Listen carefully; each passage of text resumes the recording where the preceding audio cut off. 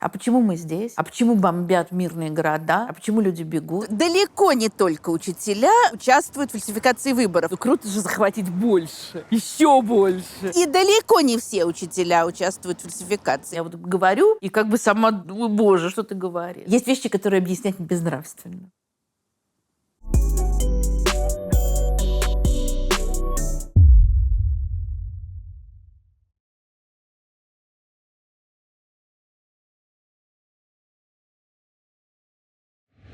2022 год, в эмиграции даже учителя истории. Но я уже учитель истории на пенсии.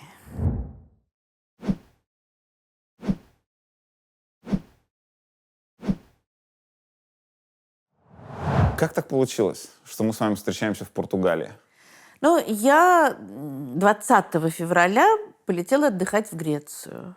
Наша группа, вот, выпускающая канал «Уроки истории» с Тамарой Дельман, мы объявили февраль месяцем отдыха и решили, что будем, вот, ничего не будем делать.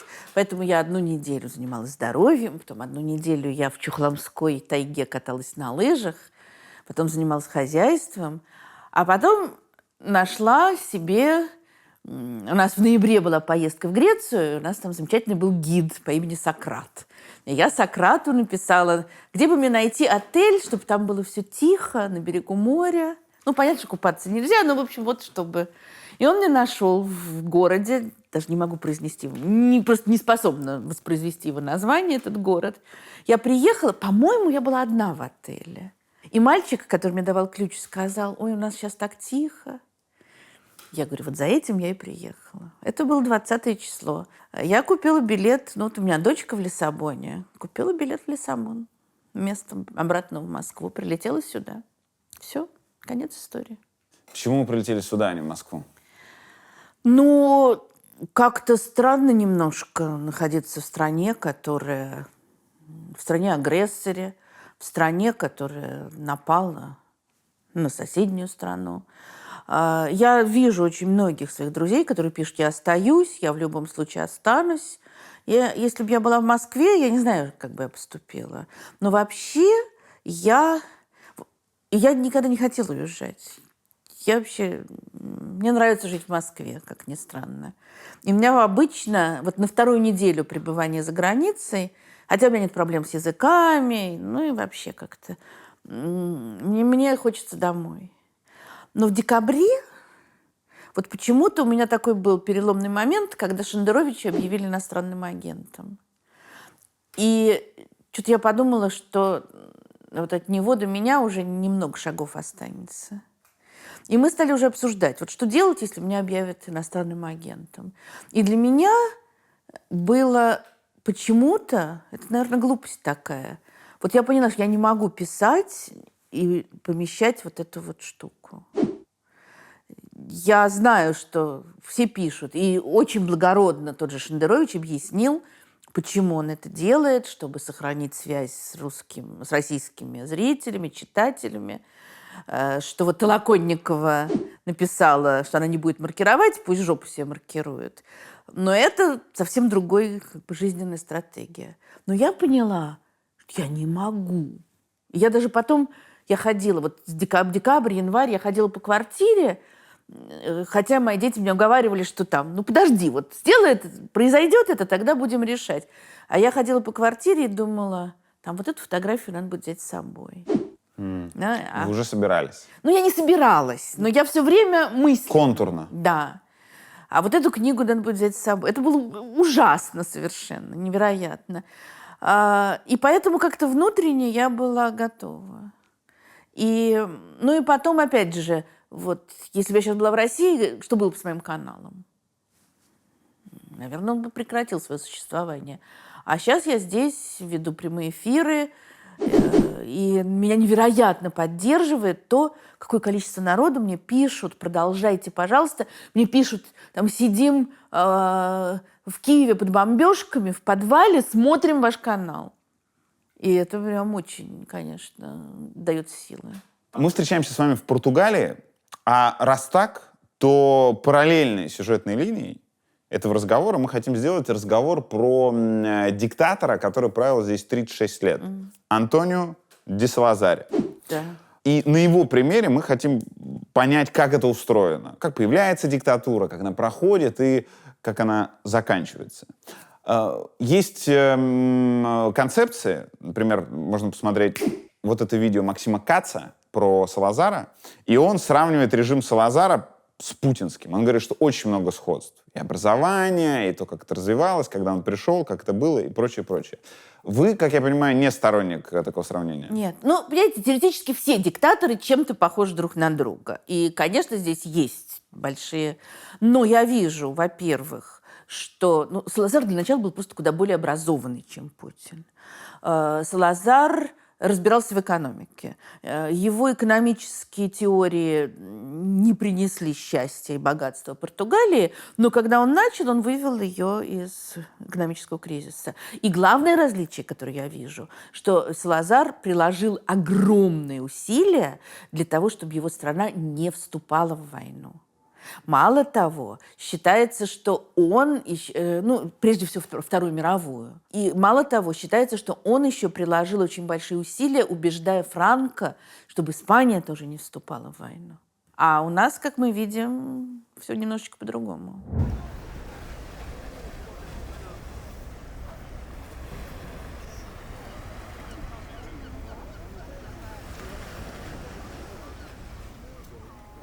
Поправьте, где я не прав. Это же правдивая история, которая очень часто встречалась там, в русском Фейсбуке и где-то еще, про то, что Салазар какое-то время правил. Он уже не правил, но он был в иллюзии того, что он правит, и ему даже печатали газету. Ну, он упал. Странное такое объяснение, что он упал в ванне, ударился, и поэтому был инсульт. Я думаю, что был наоборот. Но, во всяком случае, у него был инсульт, и он был в коме. А потом он из нее вышел. Да, и за это время там уже был другой премьер-министр. Но его родные так ему про это и не сказали. Но И для него печатали газету в единственном экземпляре. Газета, где он все еще правитель, и где все хорошо. Да. Почему я чувствую в этом какую-то рифму с сегодняшним днем?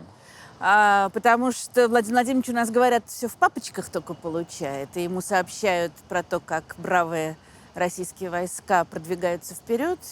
Ну, вы знаете, а вот я не вижу. Потому что вот это вот то, что с Салазаром, это была забота его родных, там, понятно, дурацкая. Или потому что они понимали, что для него власть – это самое главное. Но Салазар, который никогда не был женат, и который был человек такой замкнутый и все такое прочее, при этом у него был круг людей, которые его любили. Вот что-то, мне кажется, я не знаю. Может, конечно, у Владимира Владимировича есть тайный круг людей, которые его любят. Мне это очень трудно себе представить.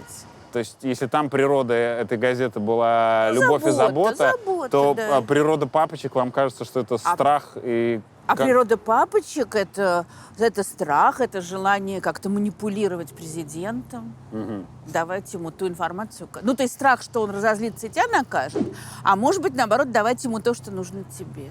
Юрист, экономист, который пришел к власти после политической нестабильности и который начал закручивать гайки.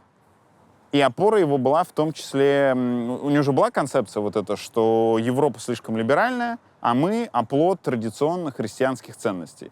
Да, конечно. Там действительно, ну, бог знает, что творилось в Португалии. Значит, в 908 году террористы убили короля и наследника. Да. Потом, значит, свергли оставшегося в живых этого, ну, принца, который стал королем. Потом в 26 году пришли военные, и тоже там бог знает, что происходило. То есть там какие-то бесконечно менялись правительства, и переворотики мелкие, покрупнее. Экономика была, ну, совершенно разрушена. И его сначала, вот эти военные, которые в 26 году пришли к власти, они пришли к власти, но они уже не понимали, а что нам дальше делать вот со всем этим. А он был к этому моменту уже известный экономист, он преподавал в университете в Коимбре, и его пригласили в правительство.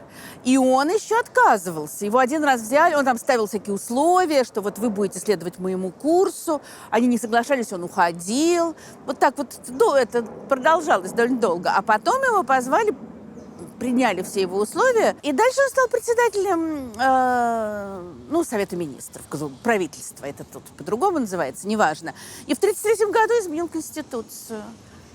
Поправил. Да. И дальше вот так вот он до конца 60-х. Президентов избирали, меняли, он так сидел. За нашей спиной здание португальского парламента. И вообще здесь был парламент до Салазара и есть после. То есть там по-разному назывались эти представительные учреждения. Но здесь заседали депутаты с середины XIX века. Другое дело, что при Салазаре эти депутаты не имели никакой власти. Это был такой совещательный орган Национальной ассамблеи. Национальное собрание, наверное, надо перевести. Но они все равно заседали тут. В общем, как типа нашей общественной палаты. Примерно такая власть была у них. Совет Федерации? Или общественный? Нет, мне кажется, Совет Федерации все-таки больше, они что-то там могут решать. А эти, во-первых, они собирались только что-то там на 3 месяца в году или что-то в этом роде. И Салазар очень всегда огорчался, что эти 3 месяца надо слушать их болтовню. Но все равно все утверждало правительство и Салазар. Выборы при Салазаре были? Да. Выборы были, и выбирали, в частности, выбирали президента. Салазар-то был премьер-министр, он там председатель совета. И как бы президент теоретически мог его снять. Но только этого никогда не происходило. И кандидат был правительственный, а иногда были оппозиционные, но они, когда приближались выборы, они там что-то такое говорили, а приближались выборы, и они снимали свою кандидатуру. И был единственный, в 1958 году была удивительная история, когда был генерал Умберто Дельгадо, который не стал снимать свою кандидатуру, и который, наоборот, стал объединять вокруг себя оппозицию. И оказалось вдруг, что этой оппозиции много. Как-то всегда предполагалось, что Салазар очень любит народ. И вообще в 30-е годы, я думаю, что так и было. Он казался спасителем.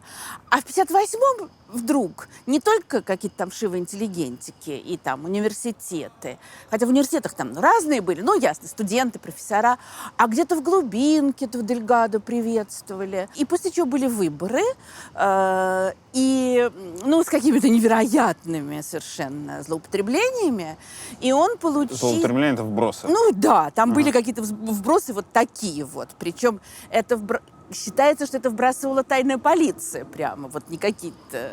Учителя школ? Не перестаньте говорить про учителей. Далеко не только учителя участвуют в фальсификации выборов. И далеко не все учителя участвуют в фальсификации. Я, например, не участвую и была наблюдателем. Так что без этих стереотипов, пожалуйста. То есть выборы были, но оппозиционных кандидатов почти никогда не допускались? Практически нет. Что-то напоминает. Да. Партия одна. Да. Строго. Тоже такая народная. Концепция, что парламент не место для дискуссий. И многопартийность раскалывает нацию. Нет, даже там, пожалуйста, они дискутировали в парламенте, но только это совершенно не имело никакого значения. И, конечно, партии — это раскол. Тоже очень важные слова для... у Салазара его главный был лозунг — это «Бог, Родина, семья». Скрепы. Но эти все партии и так далее — это раскол в стране. А он за единство в стране. За единую Португалию? Да. Давайте сразу про ту самую подтасовку и учителей. Это такое прямо стало общее место. Я, как человек, который участвовал в наблюдении на выборах, могу сказать, и опять же, много про это читала и думала. Главные подтасовщики – это председатель комиссии и секретарь. Так, это не школьные сотрудники? Это далеко не всегда школьные сотрудники. Учителя обычно, очень часто сидят в комиссиях, потому что полагается, чтобы представители того учреждения, где находится участок, были в комиссии. И, соответственно, от школы отправляют кого-то. Этот кто-то далеко не всегда секретарь и тем более уж начальник, глава этой самой избирательной комиссии. Я могу сказать, что 4 марта 2012 года я была наблюдателем, и в комиссии омерзительной, где я сидела, Кроме меня не было ни одного учителя, хотя это было в нашей школе. А две совершенно тупых тетки, которые даже подделать не могли нормально. Причем мы сидели до 7:30 утра, потому что у них ничего не сходилось в компьютере. Они с компьютером не умели заниматься. Они были какие-то тетки из управы. Вот они все подделывали. Но у нас все равно Прохоров победил на нашем участке, как и везде в округе Дорогомилово в Москве. Но они как могли это уменьшали. Вот. Но что касается учителей, то, понимаете, опять же, это касается не только учителей, это касается всех бюджетников. Это люди, которые привыкли подчиняться государству. Вот и все. Которые зависят от него. Но я еще раз хочу сказать, что я знаю учителей, которые ничего не фальсифицировали, которые боролись против этого, или которые, во всяком случае, не участвовали во вранье, и которые и сейчас продолжают говорить правду детям. Это с каждым днем будет все труднее и труднее. Много ли их? Я не знаю. Это очень сложный вопрос. Знаете, я участвовала в нескольких замечательных международных проектах образовательных. И в этих проектах это было там в конце 90-х, начале 2000-х. Мы проводили семинары для учителей от Архангельска до Владивостока, повсюду. И я видела огромное, ну, то есть огромное опять, да, у нас было там по 30 учителей. Но каждый учитель, он приходит в класс, и у него еще там, он учит много народу. И я видела прекрасных учителей, далеко не только в Москве. Вот мы, когда начинали эти наши проекты, сначала был узкий круг учителей, которые работали. Был такой институт МИРОС, очень хороший, реконструкции, реорганизации образовательных систем. Там очень хорошие учебники выходили. И мы обсуждали вот эти новые принципы, на которых мы хотим построить образование. И там были люди, которые говорили, ну да, нам-то эти принципы понятны, но Марья Ивановна, она ничего не поймет. Потом мы разработали разные учебные материалы и пригласили московских учителей с ними поработать. Оказалось, что они все поняли. И что их ученики все поняли. И им очень нравилось, что, ну, если так коротко, это были учебные материалы, которые развивали мышление у ребенка, а не просто говорили. И тут же все стали говорить, ну это же московские учителя. Ну вы понимаете, что учителя в других местах ничего не поймут. А потом вот мы поехали, и оказалось, что всюду все понимают. Я не знаю, может быть, кто-то, наверное, из этих людей, кто-то потом кричал «Крым наш» или еще что-то. Но я видела вот этих людей во Владивостоке, в Казани в той же самой, в Архангельске, в Вологде и в куче других мест, которые не просто там, да, любят своих учеников и хотят с ними работать, которые готовы, вот они воспринимали этим идеи, что надо развивать мышление, надо спорить, не надо навязывать свое мнение ученикам, надо учить их анализировать источник, смотреть, где пропаганда, где факт, где мнение. То, на чем основывается аналитический подход. И я верю, что они и сейчас этим занимаются, как бы ни было трудно. Вы как-то говорили, зубрежка – основа недемократического мышления. Конечно. Наше образование построено на зубрежке? Очень сильно, к сожалению. И были очень большие усилия прикладывались. Ну, вот и теми людьми, с которыми я сотрудничала, и другими. Ну, особенно, естественно, в 90-е, в свободные, прекрасные 90-е, но мы про это с вами уже говорили когда-то, к тому, чтобы в разных предметах, ну, я больше знаю про историю обществознания, но я знаю, что это делалось учителями разных предметов, чтобы изменить этот подход, чтобы развивать детей, развивать их мышление. И возникли совершенно по-новому школы устроенные. Конечно, они в основном в Москве, конечно, они в основном платные, но возникало что-то новое. Сейчас я боюсь, что и это тоже будут сворачивать. Ну, собственно, уже сворачивают. У вас же были дискуссионные клубы на уроках, и вы очень забавно рассказывали про то, как могли поставить 3 человеку ваших взглядов, но плохо аргументирующему, и 5 человеку, который объяснит, почему, на его взгляд, Сталин красавчик, но при этом будет аргументирован. При этом вы говорили, что вы делали это, скрипя зубы. Да, потому что я человек, понимаете, я вот, обучая учеников, я одновременно обучала себя. Потому что я в споре очень быстро перехожу на вопли и там, ну, не буду, ладно, себя ругать. Но и когда я ставила вот такую 5 или такую 3, то я действительно прям сжимала зубы. И наверняка я думаю, что, конечно, были какие-то ситуации, когда вот мои взгляды на меня, ну, ослепляли меня. Вот. Хотя я обычно как раз старалась наоборот. То есть уже человек противоположных со мной взглядов, и он пишет не про Сталина, а про, не знаю, Екатерину II, неважно про что. Плохо пишет. А я думаю, вот я сейчас ему поставлю там 3, и он решит, что я по политическим соображениям. И ставлю 4 с большим минусом. Ну, чтобы меня не заподозрили. Но это очень нелегко. Ну, в нашей стране это для всех нелегко. Очень трудно отделить вот это вот. На какой из режимов больше всего похоже то, что сейчас установилось в России? А мы еще не очень понимаем, ну, что устанавливается, да? Знаете, ужасно не люблю все эти сравнения. Вот у нас там уже сейчас 37-й год. Но вообще мы просто на всех парах идем к режиму 30-х годов. Хотя вы всегда раньше говорили, Да. до войны вы говорили, что это несравнимо. Это, конечно, было несравнимо, потому что, да, там зажимали прессу, зажимали свободные разговоры. Но был интернет, но были какие-то, там вот тот же «Дождь», «Эхо Москвы», еще что-то. Можно было говорить что-то. Да, я в школе могла себе позволить много чего. А теперь все видно, как все совершенно закрывается.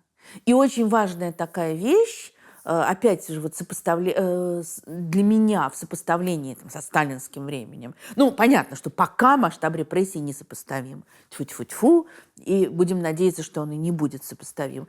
Но очень важная такая вещь – это вот такая политическая мобилизация населения. То, чего здесь не было у Салазара, скажем. Хотя у него была какая-то детская организация, правительственная, но это было все очень лениво. А вот то, как сейчас вот в школах проходит педсовет, и им показывают Маргариту Симоньян и Марию Захарову, которые объясняют учителям, как надо учить. Ну, понимаете, я прожила это, ну, в такой, конечно, более мягкой форме, чем мои родители там при Сталине. Но я помню, как 1 сентября 1968 года я пришла в 3 класс, и наша учительница развернула «Пионерскую правду», где было написано «Братская помощь народам Чехословакии». И объясняла нам, как вот только что в августе наши войска спасли, кстати, народ Чехословакии от фашизма. Там было то же самое, от фашистского переворота. А танки в Праге так? Объяснялось, да. Потому что если мы сейчас не войдем, то будет там из ФРГ придут фашисты и произведут переворот. И нам вот это рассказывали. И ясно, что наша учительница не сама это придумала, а ей велели это делать. Почему за 50 лет формулировки не поменялись? Ну, Ну, потому что я думаю, что фашизм это очень страшно звучит везде, а для нашей страны, естественно, это такая страшная травма. И этим очень просто запугать. Вы же видели видео с казанскими студентами, которые вскидывают руку, и мне это движение что-то напомнило. Я думаю, что они имели в виду вот Ротфронт, они все-таки руку не поднимали. Хотя вы правы, конечно, это очень похоже на фашистское приветствие. Почему люди, которые... не они же это придумали, там же есть какие-то взрослые, какие-то преподаватели, почему они не видят этого сходства?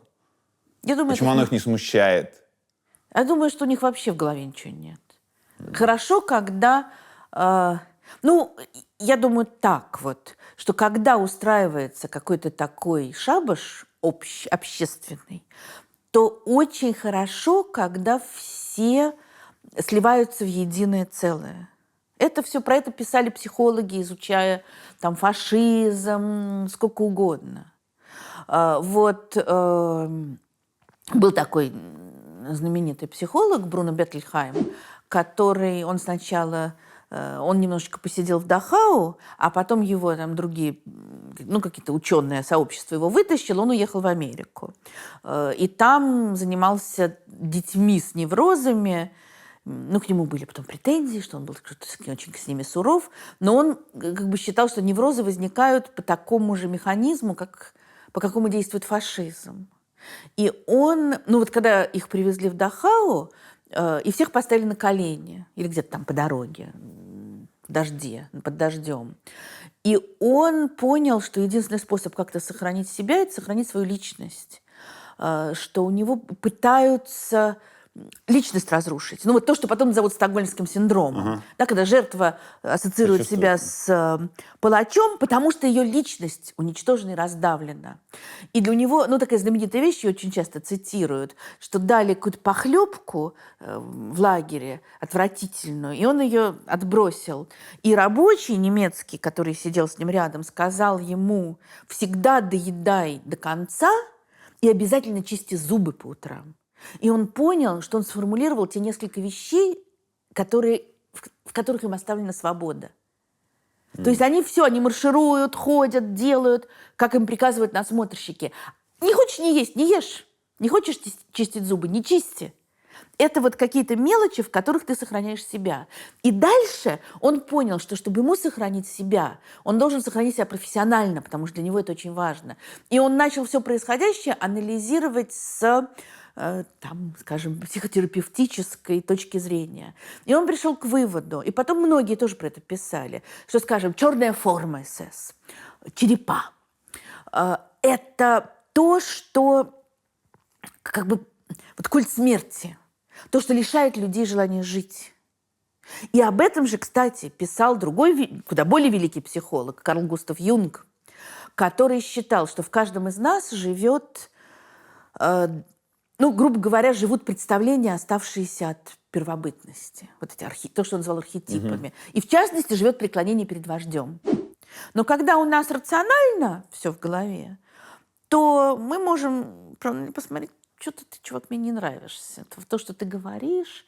А вот если этот рациональный слой снять, то тогда я уже не рассуждаю о том, что он говорит, а я просто, вот я восхищаюсь им, я готова в толпе идти за ним. И Юнг, например, считал, что факельные шествия нацистские, а любой, кто видел видео факельных шествий, они производят сильнейшее впечатление. И они тебя завораживают, и ты уже хочешь идти за ними. Вот это потом тоже огромное количество людей говорило. Есть, конечно, описание. Был такой знаменитый немецкий художник Макс Либерман, у которого дом был прямо у Бранденбургских ворот. И он стоял на балконе и смотрел на факельное шествие и сказал: мне не съесть столько, сколько я хочу выблевать. Но для этого надо быть вот каким-то очень ярким, сильным человеком. А так вот это тебя ведет за собой. И я возвращаюсь к казанским студентам, что когда ты стоишь и вот делаешь вот так, то это тоже это способ вовлечения тебя в общее действо. Ну это типа вот такое факельное шествие. Ну, в общем, в какой-то мере, да. Это тоже всегда, когда под флагами все идут, когда все маршируют, когда оркестр играет. Это круто. Да, можно сравнить с атмосферой на стадионе футбольном, да. Да, конечно. Классная фраза про «не съесть столько, сколько я хочу выблевать». Очень много так рецензировать можно. Да, это я эту фразу вспоминаю регулярно. Супермассовых репрессий наподобие Советского Союза не существовало? Ну, да, супермассовых не существовало. Но вообще-то, да, был лагерь на островах Зеленого мыса. Кабо-Верде. Да, где, соответственно, во-первых, это далеко никакие там защитнички туда не пролезут. Во-вторых, тяжелый климат, во время сезона дождей москиты. То есть я вот так понимаю, что это такие соловки только с жарой, а не с холодом. И туда, ну, видите, считается, что там где-то около 10 тысяч человек через него прошло. Да? Для нашей страны это, да, 10 тысяч человек репрессировали, ха-ха. Но в Португалии вообще-то вот сейчас 10 миллионов, тогда было там 6-7 миллионов. То есть это вообще-то порядочно. И там были, ого-го, какие порядки. В Португалии не было смертной казни, ее еще в 19 веке отменили. И он ее не ввел. Но там, конечно, куча народа умирала просто. Там были такие маленькие кабинки. Да, каменные, внутри камер же. А температура, ну, куда вот отправляли в наказание, а температура там плюс 45 градусов, плюс 50. То есть это вообще практически была пытка. Это их тайная полиция замечательная, когда опять, им было сказано, что пытать нельзя. Но у нас тоже это сказано. И тут, конечно, были всякие жуткие избиения. Было такое замечательное мероприятие, называлось «Статуя», когда человек должен был стоять неподвижно, глядя на список вопросов, которые ему задали. И то есть вот ты сможешь пошевельнуться, когда ты ответишь на вопросы. Избивали жутко. И здесь было здесь было как минимум одно политическое убийство политического оппонента. Вот был Умберто Дельгадо, который, несмотря на все злоупотребления, он получил 25% голосов. При том, что, скажем, совершенно тоже неожиданно, например, на Азорских островах он получил, где вроде не должно быть гнилой интеллигенции особо, он получил много. А там еще, наверное, не очень следили, как голосуют. Вот. После чего, понятно, что, естественно, на самом деле было больше. Опять, как всегда, трудно предсказать. Предполагается, что он мог, может быть, даже выиграть. Но дальше его начали преследовать, он сбежал, он там укрылся в посольстве, потом удрал, и он продолжал бороться извне. И он несколько лет он там пытался, причем очень интересно, он генерал, но он так дрейфовал в сторону левых, а здесь, конечно, очень много левых было. И коммунисты сначала его называли генерал Кока-Кола, мол, американист, а потом стали говорить бесстрашный генерал. И он действительно, судя по всему, он такой был безбашенный совершенно, и он там, пытался организовать какое-то сопротивление, все такое прочее. И прошло несколько лет, и они провели операцию, прям вот как с Савенковым у нас, но даже пожестче. То есть они с ним вышли на связь и сказали, что вот в войсках есть люди, которые хотят переворота и хотят с тобой связаться. И он приехал в пограничный город Испанский для этих переговоров. И дальше вот непонятно, потому что одни считают, что его хотели выкрасть и увезти в Португалию, и там уж, не знаю, судить или еще что-то.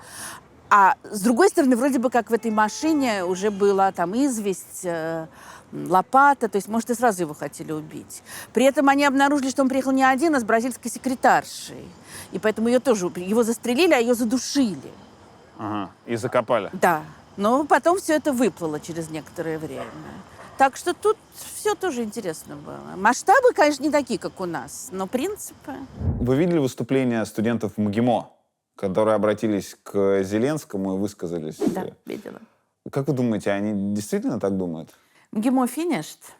Знаете, я не хотела бы обидеть... У меня есть ряд выпускников, которые поступили в МГИМО, и я к ним нежно отношусь. И я совершенно не хочу обобщать. И я знаю, кстати, интересных людей, которые преподавали, может быть, и сейчас преподают в МГИМО. Но у меня не слишком высокое мнение о... Даже нет, неправильно. Я хотела сказать об интеллектуальных способностях. Неправильно. Потому что, в общем...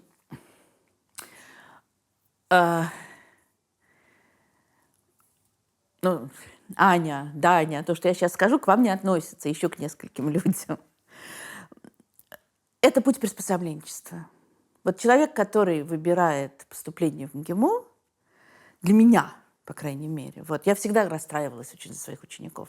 Это вроде бы такой престижный вуз, тра-ля-ля. Это путь включения в систему. Может быть, они этого не понимают, а может быть, понимают. Им хочется ездить за границу, им хочется заниматься какими-то там интересными вещами. Но, по сути дела, это путь вот сидеть в МИДе, в посольстве, делать то, что тебе прикажут. Поэтому эти ребята, может быть, даже кто-то из них, может быть, и верит. Я вот смотрела на эти лица, совершенно какие-то пустые. А кто-то, может быть, стоит, кусает губы. Мы знаем, да, что Роман Доброхотов учился в МГИМО, и не все там такие, еще раз хочу сказать. Но те, кто уже пошли, это их выбор. И на самом деле, в какой-то мере этот выбор был сделан, когда... То есть они поступали и были готовы рассматривать вопрос работы в МИДе. Они ведь поступили не 50, не знаю, не 100 лет назад. Сколько там? 3 года, 4 года. Они уже могли предполагать последствия. Из России много людей уезжает, но очень много людей остается в России.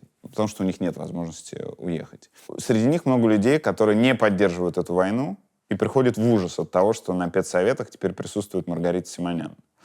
У них возникает вопрос, как им продолжать учить своих детей. Но, вы знаете, я начинала работать при советской власти. Ну, конечно, уже на ее исходе, там такой был ленивый режимчик. И даже в то время были хорошие школы и хорошие учителя. Другое дело, что найти их было нелегко. И другое дело, что их было немного. Ну, понимаете, может быть, я всегда очень была противником домашнего образования. Потому что мне казалось... Ну, я всегда работала в школе, где... Вот школа была не только местом, где давали знания, а местом, где дети жили. Ну, важным участком социума. Да, где у нас были походы, поездки, спектакли и все такое прочее. И будут, наверное, надеюсь, что и будут продолжаться. Но таких... И поэтому мне всегда казалось, что все-таки лучше, чтобы ребенок был в школе. Но теперь я начинаю думать, что, может быть, в таких обстоятельствах лучше думать о домашнем образовании. Хотя не исключаю, что это тоже... Вообще, если режим будет последователен, то он закроет домашнее образование и будет требовать, чтобы все шли в школу.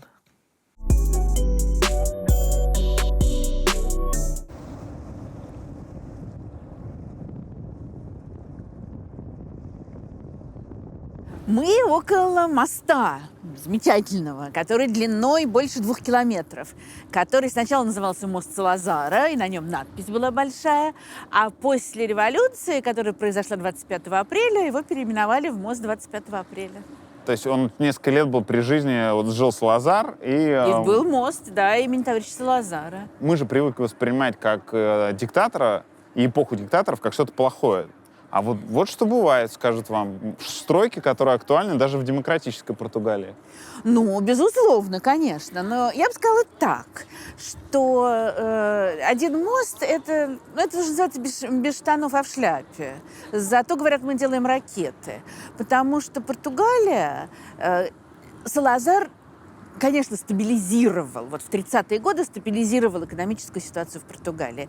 Но он не решил, как бы он себя не изображал отцом народа, он не решил проблемы португальской экономики. Во-первых, вот эта сама идея подчинения всех участников экономики государству, она в 30-е годы была модной, и она действительно давала какой-то подъемчик.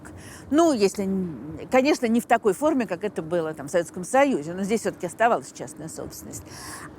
Но дальше она развития не давала. Она не давала возможности развиваться предпринимательству нормально, развиваться сельскому хозяйству нормально. Про промышленность я уж не говорю. Но у него была другая мысль, связанная с его национализмом, что Португалия не должна ни от кого зависеть. Тоже нам очень знакомая вещь. Никаких иностранных инвестиций. Почему? Потому что иностранные инвестиции – это зависимость страны от Америки. Западных партнеров. Да. В случае Португалии восточных. Ну, да. Или американских, может быть, тогда западных для них. Вот. Но инвестиции приносят развитие, приносят работу и много всего другого. И он очень этого не хотел. Потому что он хотел, чтобы Португалия была полностью независима. Что, конечно... Но если ты отгораживаешься, как какая-нибудь Албания делала, то ты живешь в нищете. И Португалия, вот сейчас Португалия совершает рывок очень большой, и они привлекают специалистов со всей Европы. Но, по иронии судьбы, этот мост-то разрабатывала американская компания. И строил он не случайно, все говорят, что он похож на мост Сан-Франциско. И строили американцы. То есть это символ его замечательного режима он своими силами построить не мог. Салазар, как президент нашей с вами страны, не любил американцев никогда. Да, может быть, не так сильно, как наш дорогой президент, но он не любил, он боялся всех, кто может вмешаться и как-то его власть хоть в чем-то потеснить.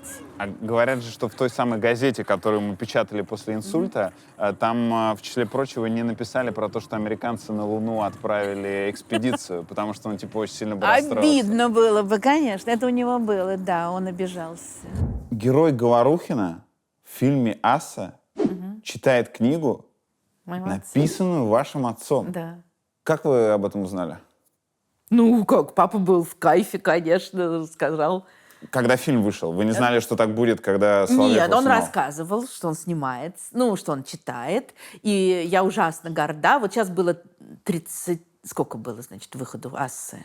И мы ходили. Ну, Антон Долин, наш выпускник, и мой большой друг, и он, значит, нас звал всегда с учениками. Вы тоже иммигрант теперь? Да, звал с учениками на разные такие фильмы. И мы, конечно, пошли на Ассу тоже. Что вы думаете об этом кино?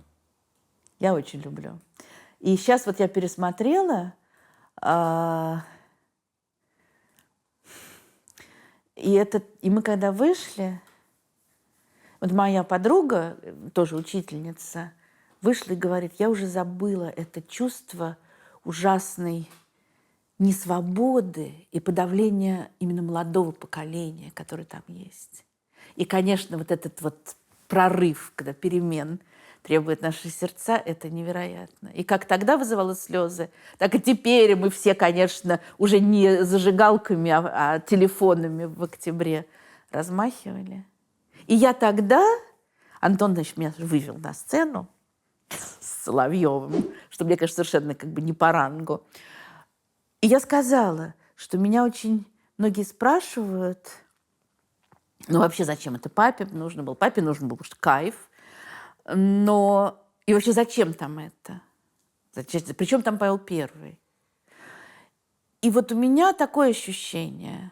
Ну, как бы убийство Павла – это же тоже рывок к свободе, но не извращенный. И мы тогда, когда смотрели Ассу, мы думали, что у нас будет не как у Павла, а как у Цоя. Получилось не так. Как вы относитесь к гипотезе, что Соловьев предвидел не только перемены, но и в целом 90-е? Потому что как бы поднятие головы криминала и всего остального, оно же там прям показано очень и очень точно и зловеще. Да. И вот сейчас я как-то про это не думала, но сейчас я понимаю, что действительно это в тот момент это казалось чем-то экзотическим таким. Я вот даже смотрела и не сразу... А что происходит с этим карликом? Что это? Почему? То есть надо было напрячься, чтобы понять. А сегодня, конечно, совершенно ясно. Да, это удивительно. Что будет с криминалом в России, как вы думаете? Как вы относитесь к тому, что 90-е возвращаются? Вы понимаете, а что, у нас криминал куда-то делся? Он просто ушел во власть. Ну, и с улиц больших городов он еще ушел. Ну, с улиц больших городов. Да. Я думаю, что вот на улицах больших городов ничего такого подобного 90-м не будет. Как раз обычно при диктаторских... Это всегда очень любят говорить, что при Муссолини не было мафии. На самом деле была, конечно, еще как, но он просто ее очень жестко преследовал. Вот такого, чтобы там сумочки вырывали, не будет, наверное. Если не будет, конечно, хаоса и гражданской войны, но тогда уже все другое, да? Ну, я скорее даже про другие вещи, про бытовые. Вы же понимаете, что вот это теперь по новому курсу будет стоить больше 200 тысяч рублей. А ноутбук будет стоить, как недавно, «Жигули». Ну, то есть грабежи будут. Ну, тут скорее, я думаю, будет... Ну, то есть для кого-то будут айфоны и ноутбуки, а лекарства, а хорошая еда... Вот, если уж будут грабежи, то скорее такие. Вот Салазар, я тут читала биографию Салазара, которая начиналась с того, что это книга о пессимисте. Что Салазар – это человек, который не верил в силы отдельного человека. Вот для него все, что связано с отдельным человеком, там, его выражение политическое, там, профсоюз, партия, экономическая деятельность, ему это все казалось неправильным. Это сеет раздор, потому что один хочет одного, другой хочет другого. А когда все вместе и за тебя все хочет большой брат, то все живут мирно, хорошо, он о вас заботится. Все не заботится. Завтра постреляет немножко, послезавтра снова позаботится. Слушайте, ну вот это мне тоже точно что-то напоминает. Конечно, но это, понимаете, мы часто считаем почему-то, что это чисто российская особенность. Я думаю, что это есть везде, только где-то это проявляется сильнее, где-то меньше. Салазар, конечно, не был таким зверем, ни как Сталин, ни как Путин. Но другое, только он все равно был диктатор. Он, конечно, все равно был зверь, но это... Но вот мне представляется, что как бы тренд тот же самый, но уровень совсем другой. Хотя я знаю, я понимаю, что многие португальцы со мной не согласятся. Но действительно, наверное, когда смотришь из России, вот была стачка, и 1200 человек арестовали. Да, в Москве вот за день 4000 забрали. Но, опять же, 1200 – это вообще-то очень много за стачку, то есть просто за забастовку. Салазар же есть и в «Гарри Поттере». Да, и это, кстати, вот тоже очень интересно. Ну, Джоан Роулинг, она же некоторое время преподавала в Португалии, поэтому здесь наслышалась о Салазаре. И поэтому главному, самому нехорошему волшебнику, ну, до Волан-де-Морта, да, по-русски, она дала имя Салазар. Его звали Салазар Слизерин. И, между прочим, тоже. То есть он мрачный, он темный волшебник. Он один из самых талантливых волшебников, конечно же. Но он... И интересно, что он тот, кто сеет раздор. Вот на это бы, наверное, Салазар больше всего обиделся. Как? Он же всех примиряет. А Слизерин — это тот, который не хотел со всеми объединяться. Это, я думаю, Салазару было неприятно. Но вот я понимаю логику Роулинг. Вы рассказывали как-то, что ваш брат читал 1984 Оруэлла. На всякий... Во-первых, он это делал ночью, а во-вторых, он на всякий случай переворачивал страницу шариковой ручкой. Это чтобы отпечатки не оставлять? Да, ну, мой двоюродный брат, просто на случай, если вдруг кто-то удивляется, что у меня за брат из моих знакомых. Мы жили на даче у нас, он был на каком-то курсе, ну, в университете он был, на физтехе, на физфаке, а я, значит, была в каких старших классах. Папа мой привез книжку, дал нам, и сказал, что, ну, когда-то там через 2 дня надо будет отдавать. Да. Но это было обычное дело, что надо за ночь прочесть. Или там... Ну, вот, в общем, он нам дал какое-то очень малое количество времени. И там еще были другие люди, которые тоже хотели читать. И, соответственно, мы с ним договорились, что он будет читать ночью, а я буду... Ну, я была помладше, поэтому я буду читать днем. И он за ночь прочел, но вот сказал, я на всякий случай ручкой переворачиваю. Как далеко мы от того, чтобы такие времена... тотального страха даже за вот тот контент, который ты потребляешь, вернуться? Мы уже в нем. Вот когда все в ленте Фейсбука пишут, что, значит, они закрывают, оставляют свою ленту только для друзей, хотя я не верю, что это может помочь. Захотят взломать, взломают, естественно. И трут, стирают разные свои посты и комментарии. Например, те, где содержится слово «война», чтобы не подвести кого-то. Это, в общем, примерно то же самое. Вы ожидаете репрессий в России? Конечно. Ну, во-первых, они уже есть. Ужесточение? Да. Да. Они были и до войны? Конечно. Ну, во-первых, сейчас очередной новый рывок, уже куда больше. Но да. И главное тоже с ужасом, что я знаю как историк. Внешняя и внутренняя политика не живут по отдельности. Чем более страна закрыта, тем жестче репрессии внутри. Вот, скажем, у тех же самых там, Франко и Салазара можно было уехать из страны. Это, может быть, было непросто, там, то, сё. Но выпускали, чтобы работали и там, присылали деньги в страну. У Тита в Югославии, Тита был жесткий товарищ. Он, конечно, ну, он не побоялся выступить против Сталина, он не побоялся немножечко сделать более либеральную экономику в Югославии, но он был достаточно жесткий. Правитель, тиран и все, что полагается. Он разрешал югославам выезжать на Запад. И во всех этих странах, вот таких разных, Югославия, Испания, Португалия, конечно, репрессии были мягче, чем при Сталине. Вот там, где страна закрыта, там можно делать вообще все, что угодно. Даже чуть-чуть. Вот Хрущев не изменил систему. Чуть-чуть ее изменил. Репрессий стало меньше, и чуть-чуть открылся железный занавес. Вот столечко, но открылся. Так, а какая связь с Россией? Вам кажется, что она сейчас закроется? Конечно. Она закрывается экономически, понятно. Она закрывается политически тоже. Я уже читаю про людей, скажем, которых не выпускают на границе. Пока это единицы. И, кстати, к вопросу о страхе, люди стирают телеграмму у себя в телефоне, когда проходят границу, потому что в них смотрят. Да? Марина Давыдова, замечательный театровед и режиссер, который у нее на двери, как и у Антона Долина, у нее на двери написали «Z» в Москве. Ну и она очень защищала Кирилла Серебренникова, она много так как-то участвовала в этих вещах.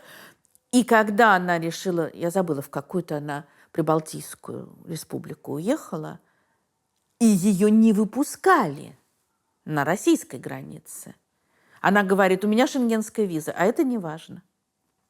Это сейчас не важно, сказали ей. У меня приглашение там, в Финляндию на какой-то там что-то. Это тоже не важно. Потом, вот, то есть ее мурыжили, но пропустили. Но это такие звоночки. Все тоже не сразу начинается, не в один день. Закроют, конечно, страну. Но, может быть, это будет, скажем, не так вот совсем. То есть какой-то... Им же тоже... Ну, хотя, а что им ездить, они теперь все будут под санкциями. Да, вот сейчас я поняла. Это всегда был главный довод против того, что страну не закроют, что у них дети учатся в Лондоне, у них там виллы. А сейчас виллы конфискуют, и их самих, и детей под санкции закроют.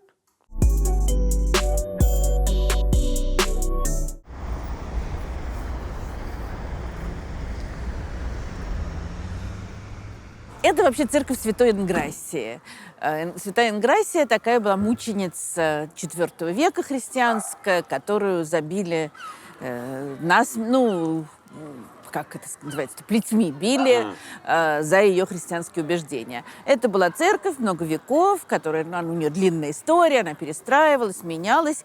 И потом она превратилась в национальный пантеон. Это начали строить в 60-е годы. Салазар был уже старенький.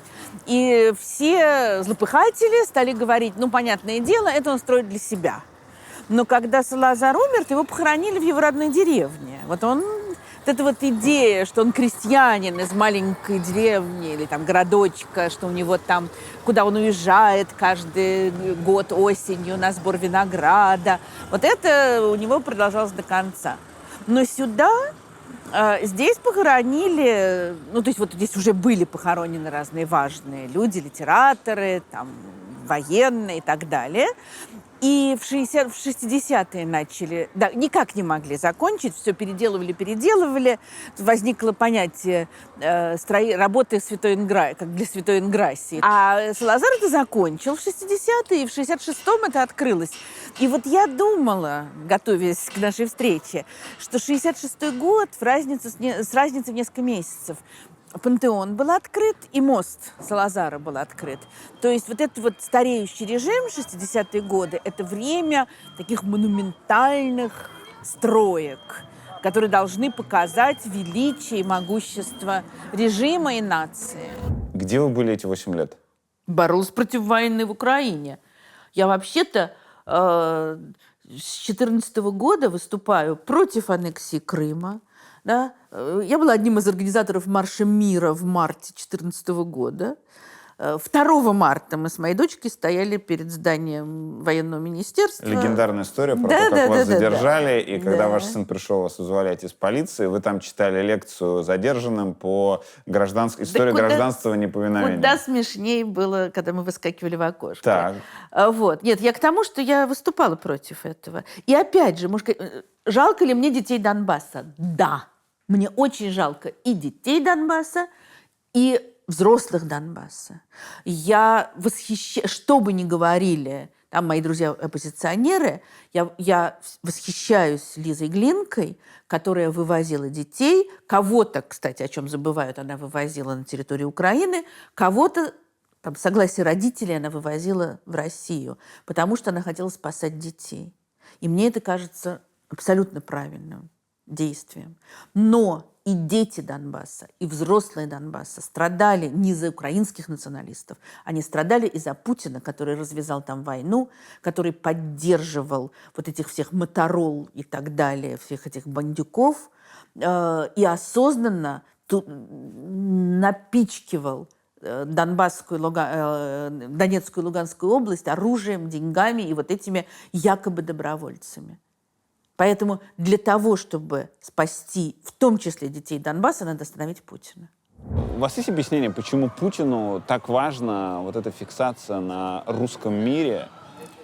Ну, мне кажется, что это часть восстановления империи. Чем это обусловлено? Потому что чисто даже с практической точки зрения, разве империей управлять не сложнее, чем страной? Тем более, если эта страна вот такая, как наша. Ну, круто же захватить больше. Еще больше. А в чем крутость? Я не знаю, это я так предполагаю его рассуждение. Ну как, если ты, опять же, знаете, вот я думаю, что не только у Путина, а вообще в нашей стране есть такое ощущение, что, ну, грубо говоря, чем ты больше, тем ты сильнее. Чем ты сильнее, тем тебя больше боятся. У нас-то почему-то качество страны определяется тем, боятся ее или нет. Вот пусть нас все будут бояться. Если страна будет еще больше, про трудности он не думает, он и с этой страной не может справиться. А если страна будет еще больше, то нас будут еще больше бояться. Это отлично, с его точки зрения. Вы когда-нибудь думали, откуда эта гигантомания у нас? Скажем так, во-первых, у нас действительно большая страна, да, и есть география, которая очень сильно влияет. Вот когда ты живешь в маленькой стране, ты должен беречь каждый ее сантиметр, постараться из каждого кусочка земли выжить максимально. А если ты можешь вот этот вот кусок испортил, пошел дальше, да, то это очень здорово, да? А вот народу сколько много, бабы новых нарожают. Ну, и это то, что называется экстенсивный путь развития. Да, это одно. Но я не люблю все выводить из географии. Понимаешь, география очень много значит. Но, наверное... Тем более есть чем спорить. Условно, Канада... Да, конечно, согласна.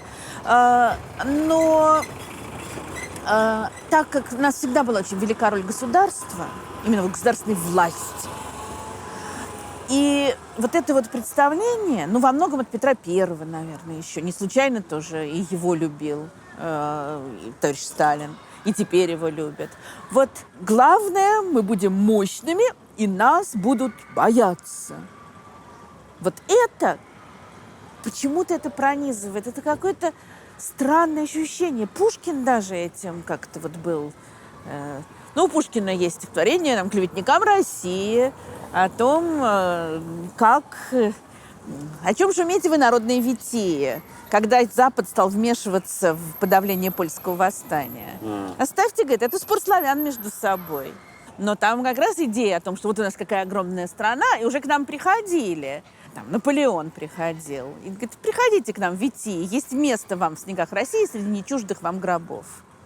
А Вяземский, друг Пушкина вообще-то, очень его ценивший, он сказал, что радоваться-то, что велика Федора да дура, что у нас от одной мысли до другой сколько много верст. Вот мне тоже кажется, что Ну, Александр Сергеевич, у него много всего другого было. У него не только это. А есть те, которые почему-то в этом видят главное достижение.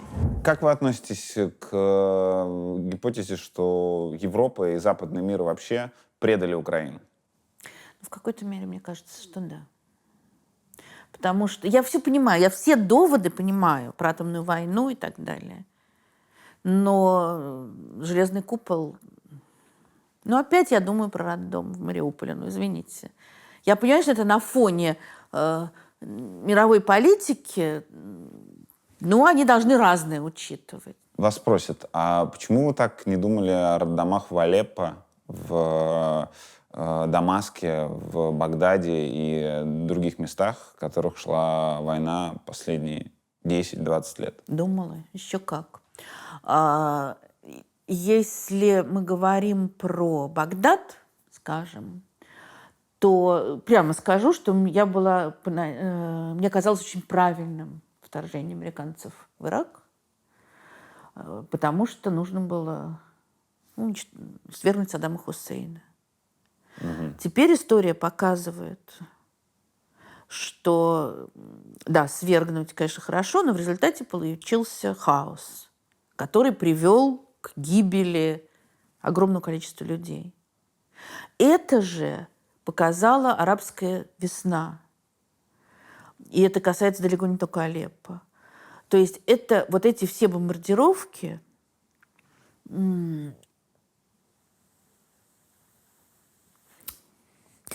сейчас я скажу вот так. Принцип ООН не вмешиваться. Ну, миротворцы не должны применять оружие. Они должны или вести переговоры, или разводить просто стороны, но не более того. И это привело к ужасающим последствиям. Это привело к Сребренице, где голландские миротворцы не заступились. Их было 400, а этих самых сербских отрядов было сколько-то там тысяч. И в результате вырезали 8 тысяч жителей Сребреницы. Это привело к Уганде, где вообще там к Руанде. Минимальные оценки 500 000 погибших. А ООН, пока там они решали, они не вторгались. Они не входили, ничего не могли сделать. И вот те политики, которые принимали решение, что будет коалиция, которая будет бомбить Сирию, Ливию и так далее, это политики, сформировавшиеся в 90-е годы. Для них вот это вот травма тогдашнего невмешательства. Угу. И они исходили из того, что лучше бомбить, малой кровью спасти. И на сегодняшний день ничего лучше не придумали пока. Это ужасно. Но вы понимаете логику Путина и его людей вот в этом круговороте противоречий? Для него самого он чувствует себя с развязанными руками, что им можно, почему мне нельзя? Как вот можно отвечать на этот вопрос? Но это все равно, что сказать... Понимаете, вот это изучение вот этого вот такого вот кусочка. А если мы смотрим вот так, то есть смотреть на причины. Им можно. Солдату можно убивать, хотя убийство – это ужасная вещь, да? А человеку на улице нельзя. Потому что это совершенно разные ситуации. Ситуация Путина и ситуация там, с международной коалицией в Сирии, в Ливии и так далее разная. Хотя та ситуация тоже ужасная. И они готовы к переговорам там. И они хотят остановить кровопролитие. А Путин развивает кровопролитие. Знаете, я очень хорошо помню, как я на каком-то там, не знаю, на первом, условно говоря, курсе университета сижу в библиотеке и читаю философическое письмо Чаадаева. И когда я прочитала, и я вот смотрю вокруг, а все сидят там что-то, да, к экзамену готовятся. И у меня было ощущение, что мир рухнул вокруг меня. Вот он мне объяснил, что все, конец. Нет русской истории, ничего нет.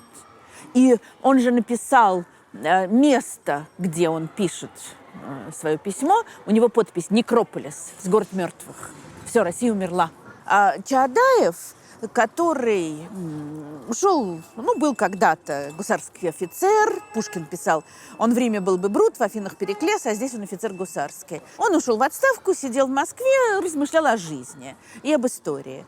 И потом он написал, как потом выяснилось, целый набор таких этих философических писем. Но опубликовать в 1836 году смогли только одно. И то, это, в общем, очень большая загадка, каким образом это письмо прошло цензуру. Очевидно, потому что оно написано в виде письма женщине. Вы думаете, вы спрашиваете меня, как вам жить, а вот я вам сейчас отвечу. И дальше он начинает про русскую историю. И он начинает объяснять, что вся русская история – это сплошной крах, позор. Конец всему. И он видит несколько вещей. Это то, что крестились из Византии, и таким образом оторвались от западного мира католического. То, что монгольское иго пришло, и установилось самодержавие. И вот самодержавие, крепостное право, все. Значит, и поэтому Россия обречена. У нее ужасное прошлое, у нее кошмарное настоящее, у нее нет будущего. И надо сказать, что я каждый год читала это письмо со своими учениками, и у меня всегда вот этот вот ужас оставался, и прям мурашки шли. Но вот теперь даже теперь я все равно не могу считать, что это полностью правильно. В этом очень большой резон. Но есть очень много всего другого. Вот Александр Сергеевич Пушкин, прочитав это философическое письмо, ответил Чаадаеву. И часть этого письма есть в фильме «Зеркало» Тарковского. И он не случайно взял именно это письмо, потому что для него это тоже был такой манифест, что я не хочу сменить свое отечество ни на какое другое. И что в нашей истории тоже много всего есть другого. И далеко не только иго, и не только подчинение царям ужасным. А по иронии судьбы Тарковский в итоге где жил последние годы своей жизни? Да, да, я знаю. Я тоже про это думаю. Но он лечился, он болел. Да, Нет, но он снимал, он остался да, он во снимал, Франции, он но снимал, остался да, во Франции, да. потому что у него не было варианта вернуться и работать. Да, И да. он настолько остался, что его сын смог приехать только через несколько лет. Ну, я тоже не думала, что буду сидеть в Лиссабоне и с вами разговаривать. Но страшно вам от письма Чаадаева. Чаадаева было в том, что потому что вы потому что- много узнавали. Потому что там есть очень большой резон. Очень большой резон, безусловно. Конечно. Ну, так- Но я вижу, но я знаю, нет, я знаю, что есть и совершенно другое. В моем любимом Ельцин-центре экспозиция начинается с мультфильма, который идет 8 минут. Да, про свободу на Руси. Да.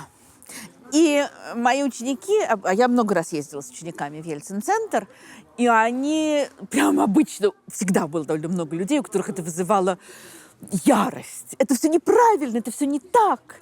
Ну, им, конечно, казалось странно. Конечно, там все заканчивается как бы Ельциным. Да. Вот итог всего. Ну, ладно, это мы... Понятно. Все-таки это музей Ельцина. Но сама идея о том, что в нашей истории было много всего другого, да, что была Новгородская республика, что были... Вот для меня даже... Всегда можно сказать, понятно, этих новгородцев их задавила Москва. А вот староверы, которых были миллионы, и есть миллионы, которые работали потрясающе. Вот тоже там мы всегда в Екатеринбурге шли в музей Невьянской иконы Кройзмана. И он всегда так рассказывает про этих староверов. Понимаешь, какая огромная роль была этих людей. Всегда кажется, что это просто какие-то дураки бородатые, которые, значит, там не хотели 3 пальцами креститься и сжигались. Как они работали. У меня сын до сих пор продолжает заниматься староверами, там, изучать их и помогать им. Как они работают. Сколько они всего делают. А это миллионы людей. А после освобождения... Вот тоже у меня есть друг, историк замечательный, и он занимается аграрной историей конца 19 века, начала 20-го. И вот он мне звонит, он очень увлекающийся человек. Ты не представляешь себе, я выяснил, сколько у крестьян там, во второй половине 19 века было сберкнижек. Я говорю, да, ничего.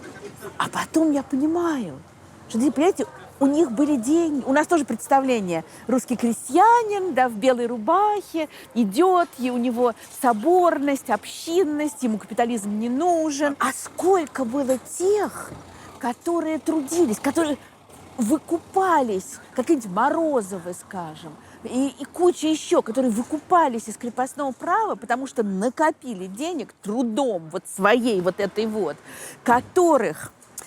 Савва Морозов не тот знаменитый меценат, а его дед, который начал. Он в начале 19 века. Он шел из Орехово-Зуева, нес свои там, какие-то ткани, кружева, пешком ходил в Москву, потому что ему не нравились все эти какие-то. А его уже ждали. А ждали его потому, что у него было качество хорошее, он никогда не обманывал. У него вот заказ сделали, он тебе обязательно принесет. То есть это такие ценности, которые у нас как-то не ассоциируются с русским предпринимательством. И вот таких было много. Это мы представляем себе... Мне ужасно не нравится, когда у нас получается, что Россия всегда обречена на диктатуру. Потому что всегда было крепостное право, всегда там унижались перед царем. Много чего было. А вот знаете, я писала сейчас, во время ковида, писала книгу про смертную казнь. И оказалась такая вещь. Ну да, у нас там жизнь человеческая не ценится, здесь человека берегут, как на турецкой перестрелке, здесь все ужасно. А в XVIII веке, когда императрица Елизавета, обычно говорят, что она отменила смертную казнь, на самом деле не отменила, она просто сказала, чтобы смертные приговоры ей присылали, где бы они ни были, чтобы ей присылали на Заверку. Утверждение. И она не утвердила ни одного. А в этот момент в Англии казнят, вешают за кражу носового платка. Еще в начале 19 века детей вешали. Так что я не верю в то, что все обречено. Не хочу верить. Иногда бывает трудно в это не верить, но не хочу верить. Российские пропагандисты называют украинский режим нацистским, украинцы называют российский режим фашистским. Сейчас. Объясните, в чем разница между нацизмом и фашизмом? Ну, нацизм и фашизм, нацизм как бы более радикальная форма. То есть нацизм происходит от слова национал-социалистическая рабочая партия, гитлеровская. То есть если говорят, что нацистский режим, то предполагается, что в Украине вот такой режим, как был в Германии при Гитлере. Что вообще, ну это, я бы сказала, смешно, если бы не было не до смеха. В Украине, естественно, есть националисты, есть неприятные националисты, но ни о каком там, нацистском режиме речи быть не может. Там, естественно, демократический режим, там тоже демократия со своими недостатками, со своими слабостями, потому что она только формирующаяся, но он есть. Что касается России, то здесь... Ну, еще вот действительно, там, скажем, несколько месяцев назад, может быть, я бы поспорила, но есть 12 принципов фашизма, потому что фашизм – это не просто там Муссолини или Гитлер, а это определенная консервативная идеология. Там, Умберто Эко, когда я сейчас не могу их на память все сформулировать, Умберто Эко их формулировал. Есть там культ силы, культ традиций, национализм агрессивный. Вот я все это ограничение свобод очень сильное. Но в России все это есть. Поэтому, ну, похоже на то, что уже можно российский режим назвать фашистским. Как ни грустно. Слушайте, ну в это невозможно поверить. Да, мне тоже трудно. Я вот говорю, и как бы сама думаю, боже, что ты говоришь? Ну, а почему мы здесь? А почему люди бегут? А почему бомбят мирные города? И на самом деле, если подумать до этого, гомофобия,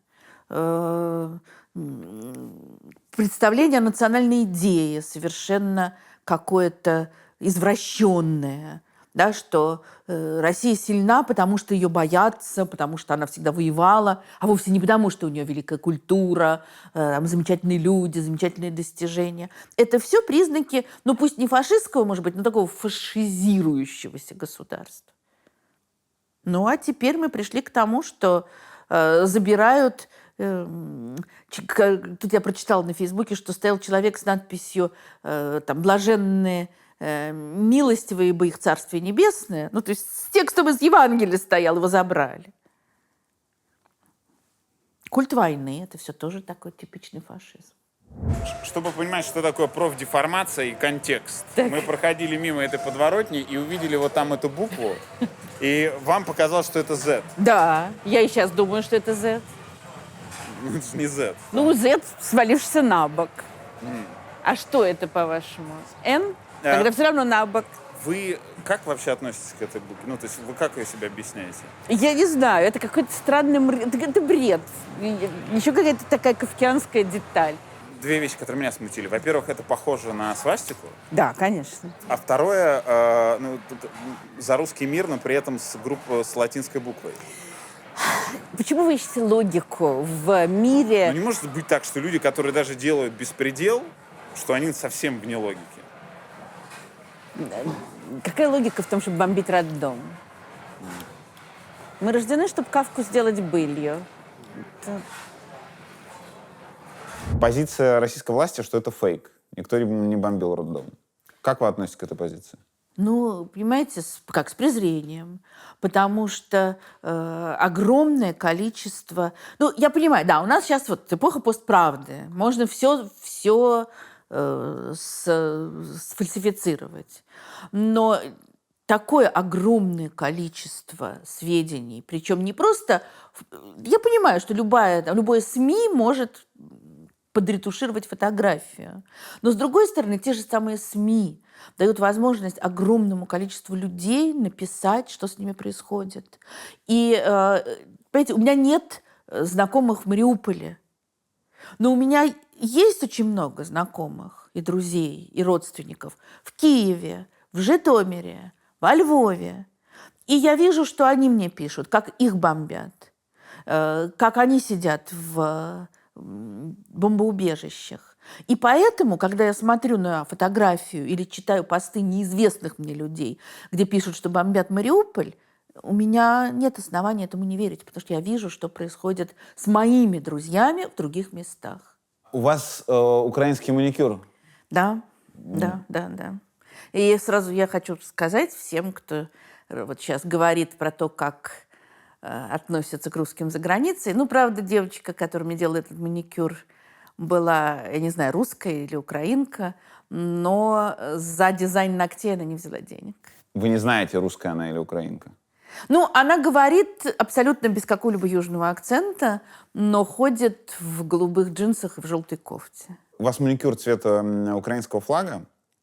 Вы поддерживаете Украину в этом конфликте. Конечно. Я сейчас безоценочно, я спрашиваю. У вас никогда, когда вы там надевали на себя украинский флаг или что-то еще, у вас не возникало мысли, что понятно, кто жертва в этой ситуации, но таким образом вы, пусть и косвенно, но желаете смерти нашим пацанам, которые там воюют не всегда потому, что они злодеи, а потому что это их служба, и они не могут отслушаться приказа, который дает им командир.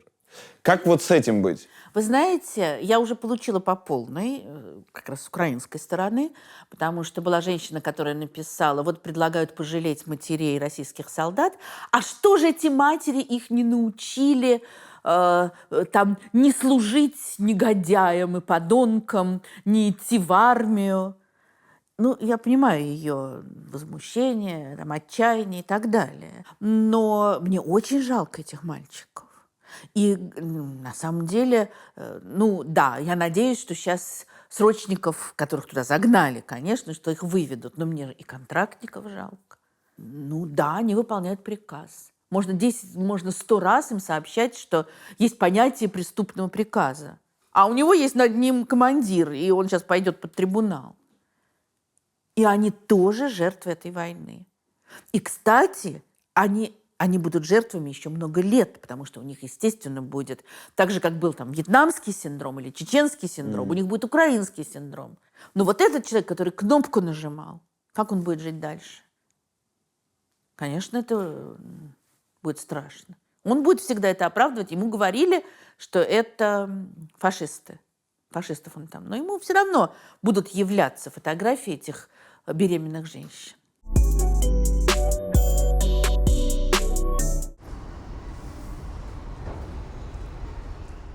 Это здание, где была его секретная полиция. Да. Мы на Лубянке. Ну, типа того, да. Полиция, которая и была, конечно, важнейшей опорой режима Салазара. Можно очень много говорить, как он был популярен, как его любили. Я думаю, что это правда. Но это никогда не противоречит другому. Что вот в этом здании по номеру 22 по улице Антонио Мария Кардосо, здесь, ну, вернее, это был центр. А, конечно, щупальца были по всей стране. И, на самом деле, тоже нам может показаться смешно, что сотрудников было около 3000. Но никто не посчитал количество осведомителей. А их, судя по всему, было очень много. И потом, опять же, вспоминаем, что это страна маленькая. И здесь творились очень неприятные вещи. И здесь избивали, и здесь не давали спать, и здесь пытали. И много всего другого было интересного. У вас часто мелькает в претензиях к Путину просто только то, что он уже КГБшник. А, в общем, для меня это уже марка. Это вот пятно Каинова, конечно. Почему?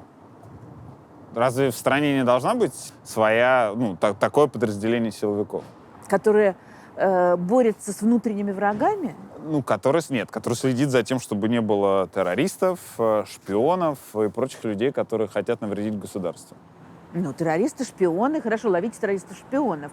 А в нашей стране не хотят, то все равно понятно, что вот эти самые спецслужбы, где бы они ни были, мы можем в фильмах видеть очень романтическую деятельность, но вообще-то это всегда связано с не очень приятными вещами.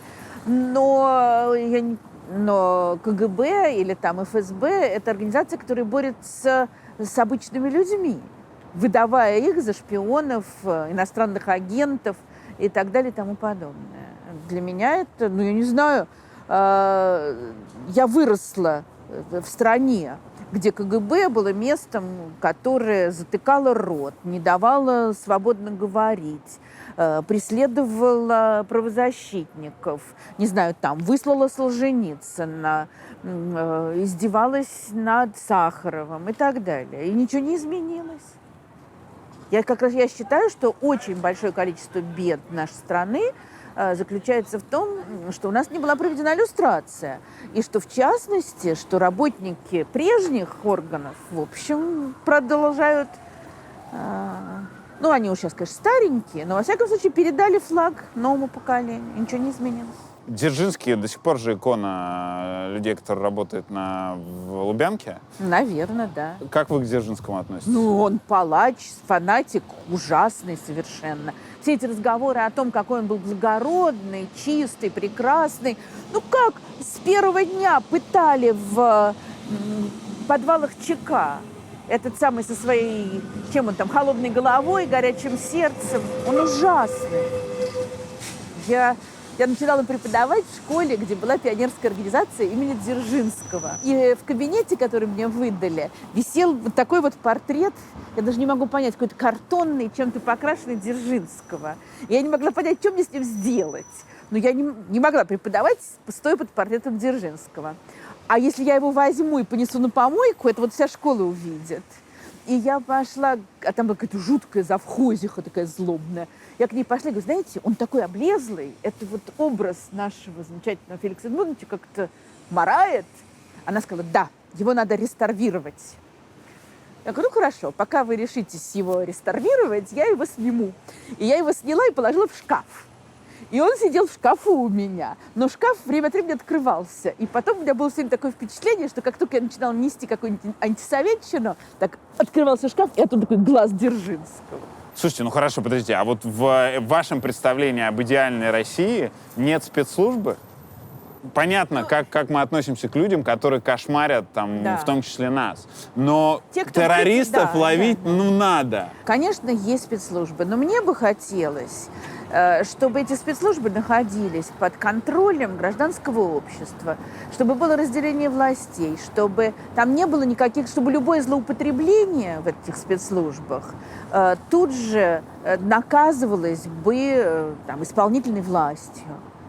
Вот так, чтобы никого, ну, я не знаю, тюрьма в Гуантанамо мне тоже не нравится, чтобы никого не арестовывали незаконно, чтобы есть процедуры, они прописаны, еще там в 17 веке Habeas Corpus Act приняли в Англии. Вот как можно человека арестовывать, в какой срок предъявлять обвинение. Ну вот пусть это все пусть действуют известные демократические процедуры. Тогда эти спецслужбы, которые, да, действительно, без них, наверное, сейчас нельзя, тогда они будут нормально действовать. Вы говорили про то, что иллюстрации не проведенные, это одна из причин, почему у нас все повторилось. То поражение в правах, которое есть у российских граждан по всему миру, не только у госчиновников, но и у людей, которые против действующей власти, это иллюстрации? Ну, это, во всяком случае, не та иллюстрация, которую как я себе представляю иллюстрацию. Потому что, да, иллюстрация, главное возражение против иллюстрации, то, что это, ну, как бы коллективная ответственность. Да. Да? Какая-то группа людей получает там, запрет на профессию, скажем.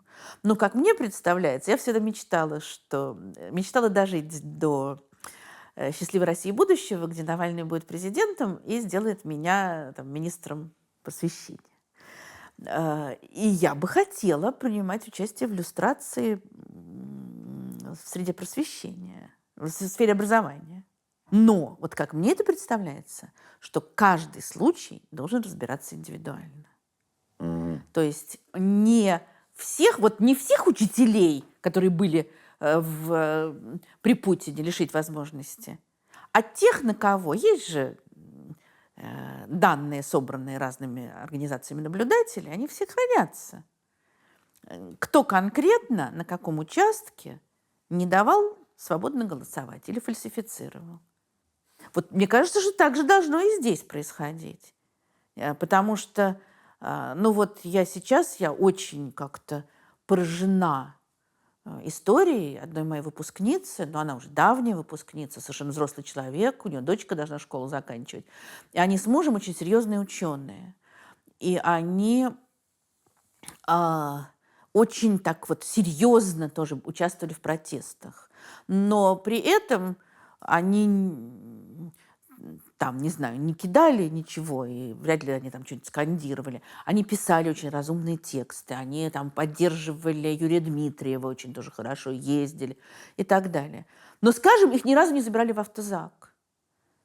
И вот сейчас, ну пока, по крайней мере, я не знаю, что будет, когда выйдет этот выпуск. Они сидят в Армении, и они не могут найти себе место в научном сообществе европейском. Потому что нет публичных доказательств Ну, преследований. говорят, а вот у вас есть фотография в автозаке? Нет. А там это важно, ну, то есть об этом Ну, спрашивают. по крайней мере, вот так она мне рассказывает, у меня нет оснований заподозрить ее в чем-то. А фото просто как доказательство того, Ну, что да, тебя да, кошмарили. да. Мало ли чего вы там читали, а вас преследовали? О. Я думаю, что с этим много кто столкнется, это очень печально. А у вас такие амбиции, министр просвещения? Ну, боюсь, что уже... Как вы раскололись? Скажем так, что я бы не отказалась. Вам интересна госслужба? Мне интересно что-то изменить в нашей стране. Сейчас мне госслужба совсем не интересна. Нет, вообще моя амбиция, чтобы в нашей стране не было Министерства просвещения. Ну, образования, как забыла, как оно называется. Потому что чем меньше вмешательства в образование, тем лучше. Вы сказали про Навального президента. Вам он кажется подходящим кандидатом? Да. Почему? Ну, вы знаете, опять же, после возвращения Навального, мне кажется, вообще, что это человек каких-то таких нравственных качеств, которых только поискать. Но я так считала и до этого. Я вам могу сказать главный мой довод. У меня довод как учителя. Я немножко, чуть-чуть помогала Навальному, куда меньше, чем многие другие, во время выборов мэра. Он устраивал тогда круги Навального, такие встречи с представителями разных профессий. Угу. И я помогала организовывать вот эту встречу с учителями. И меня попросили написать такой текстик, какие, на мой взгляд, главные проблемы в образовании. И я ему отправила. И дальше я, как учитель, была совершенно потрясена. То есть я отправила там в 10 вечера, предположим, а утром мы уже встречались для записи. При том, что у него была избирательная кампания, и он беспрерывно там где-то выступал, встречался. И он приехал на эту запись. Причем до этого, до учителей, там была еще одна какая-то. По-моему, с врачами он встречался. Просто выпал из машины, потому что он был совершенно в изнеможении. Пошел встречаться с врачами. А потом 15 минут перерыва с учителями. И я думаю, ну, ясно, что он не прочел, сейчас я ему заново буду излагать. И тут я вижу, что, во-первых, он прочел, во-вторых, и тоже я как учитель вижу, что он выявил самое главное, что там было. Это то, чего мы всегда добиваемся от своих учеников. И он готов это обсуждать. Вот сейчас говорят про то, какой он там вождизм, что он там тиран, тоже будущий Путин. Кто-то замечательно написал, я забыла, кто-то какой-то хороший человек. Говорят, Навальный будущий Путин. Но если я таким образом, если я поменяю Навального на Путина, я как минимум Путина на Навального, я ничего не потеряю. А вдруг выиграю? Я не верю, что Навальный будущий Путин. Но я знаю, что разное бывает с людьми. Но и дальше мы начинаем с ним разговаривать, при том, что он устал, при том, что у него было вот одно, сейчас другое. И я вижу, что он меня слушает. Вот что у политиков очень редко бывает. Он меня слушает, он не просто, что вот давай, тетенька, изложи, а потом я пойду. И на меня это произвело сильнейшее впечатление, вот как на учителя. Мне кажется, учителя так про любимчиков рассказывают. Ну, Навальный мой любимчик, безусловно. Как вы относитесь к гипотезе, что Путин так успешен как политик, потому что он просто предлагает то, что русский народ и хочет? Вот ту самую сильную руку. Ну, что мы имеем в виду под успешным политиком? Человека, который развалил экономику и начал кровавую войну? Или после человека, которого не могут столько лет сменить? Ну, звучит как бодибэк, но человека, которого даже несмотря на вот эти бесспорные факты, продолжает поддерживать большое количество людей. Вы знаете, я опять возвращаюсь все к тому же. Про любовь к сильной руке, да, это есть везде. Вот здесь тоже любили Салазара, а теперь живут по-другому. А в Испании очень любили Франко и тоже живут по-другому. И демонтировали даже мирным путем диктатуру. И кто-то в русском народе любит сильную руку, а кто-то нет. Путин, и опять, мне не нравится, что мы сводим все к Путину. Путин и те силы, на которые он опирается, они способствуют проявлению дурных черт в русском народе. А есть совсем другие. Да, он вызывает на волю, на поверхность то, что таится во многих из нас. Мы с вами ходили, ездили по Лиссабону, говорили про Салазара. Может, у кого-то возникнет вопрос, а что вообще в диктатуре плохого? Вот был человек, который, да, долго был у власти, очень долго, и понятно, что он там коварным образом у этой власти оставался. Но он построил мост, по которому люди по-прежнему ездят. При нем не было войны. Он, ну, по крайней мере, на территории Португалии. Он смог как-то избежать совсем близких шашней с Гитлером. Многие через Португалию спасались, о чем написано, там, например, «Ночь в Лиссабоне» Ремарка. А что плохого? Вы знаете, что у меня есть подруга, учитель тоже, которая говорит... Есть вещи, которые объяснять безнравственно. Свобода – это высшая человеческая ценность. Ну, для меня, по крайней мере. Я прекрасно понимаю, что есть люди, которые скажут, что вот все, что вы сейчас перечислили, это перевешивает диктаторские действия Салазара. Для меня не перевешивает.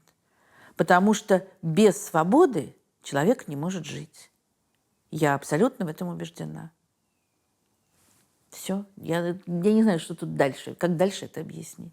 У вас была лекция в Ельцин-центре как-то про падение тоталитарных режимов, и начиналась эта лекция как раз с примера Португалии и Салазара. Почему вы начали с него? Ну, это была лекция она называлась про бархатные революции, скажем так, про мирные революции. И она была в цикле, который я там читала, мы его называли «Против течения», ну, про разные формы гражданского неповиновения, гражданского сопротивления. И это была лекция, значит, про то, можно ли изменить режим мирным путем. И проблема в том, что в нашей стране, ну, может быть, не только в нашей, но в нашей это очень сильно. Когда говорят «революция», то представляют, естественно, две революции. Нашу 17-го года со всем ужасом, кровью, убийствами, гражданской войной. И французскую революцию тоже. Гильотина, террор и так далее и тому подобное. И поэтому вот такая... Вы что, революцию хотите? Это как бы сразу говорит... На самом деле говорят, вы хотите гражданскую войну? А есть вообще-то куча революций, которые произошли, ну, наверное, все-таки, чтобы совсем без крови это редкость, но с какой-то минимальной кровью, которая была бы меньше, которая меньше того, что было бы, если бы режим остался. И я начала с Португалии и Испании, ну, во-первых, просто даже чисто хронологически, потому что, когда мы говорим о бархатных революциях, мы имеем в виду бархатные революции в социалистических странах европейских. Чехословакия, Венгрия и так далее. И там действительно всюду, кроме Румынии, все прошло абсолютно бескровно. Но это, и я там в этой лекции про них тоже говорю, но это все-таки, на мой взгляд, не очень чистый пример, потому что во многом в этих странах власть держалась на поддержке СССР. Власть коммунистическая. Все, ушли войска, и не вопрос. Да, а в Португалии не так. А в Португалии, в Испании это собственные. И поэтому это особенно интересно, что и там, ну, в Испании вообще практически бескровно. В Португалии, да, там 25 апреля 1974 года, там было несколько жертв, там были жертвы. Но это несопоставимо ни с российской революцией, ни с французской. Вот там несколько человек погибло, когда штурмовали здание тайной полиции салазаровской. Но в основном все было абсолютно тихо. Это же было уже без Салазара. Да, Салазар умер за несколько лет до этого, и был его преемник, конечно, куда менее харизматичный. И здесь тоже такая распространенная штука, ну, скажем, вот про Горбачева это часто говорят, и не только. То есть пока твердо держали, все было нормально. А вот, значит, выпустили сильную власть из рук, пошли на уступки, и тут началось. И вот военные вышли здесь со своей революцией гвоздик, а в Советском Союзе вообще мы знаем, что произошло, все распалось. Но это тоже это ложное, с точки зрения истории, ложное рассуждение. Потому что все то, что происходит дальше, происходит не потому, что Горбачев или здесь там Марсело Каэтано начал чего-то такое немножечко уступать, а потому что до этого столько времени была диктатура, и она создавала вот эти причины. А потом они вырвались просто потом. И поэтому, как мне-то кажется, мне тоже все говорят, там, ты хочешь, чтобы пролилась кровь, чтобы... Я не хочу, чтобы пролилась кровь совсем. Но я как историк понимаю такую вещь, что какие-то, к сожалению, какие-то конфликты, какие-то перевороты в странах вроде нашей, скажем, они неизбежны. Но чем раньше они произойдут, тем легче это будет, тем меньше будет напряженность. Вот в течение последних, 10 лет точно, а может быть и больше, российская власть все делает для того, чтобы этот конфликт был как можно более кровавый. И сегодня уж тем более.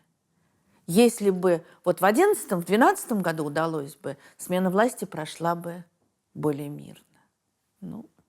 Путин понимает, что чем дольше он остается, тем хуже будет после него. Я думаю, что он про это вообще не думает.